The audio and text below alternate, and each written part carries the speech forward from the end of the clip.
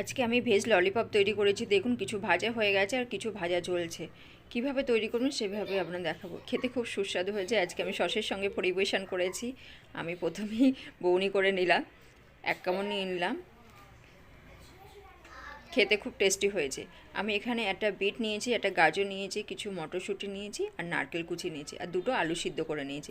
আলুগুলো ভালো করে মেখে নিলাম, নারকেলগুলো এরকম কুচি করে নেবেন আর বিটটাকে আপনারা গ্রেট করে নিতে পারেন।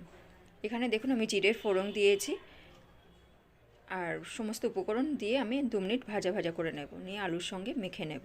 দেখুন আমার ভাজা ভাজা করা হয়ে গেছে, গরম ভাব উঠছে, ঠান্ডা হতে সময় দেব।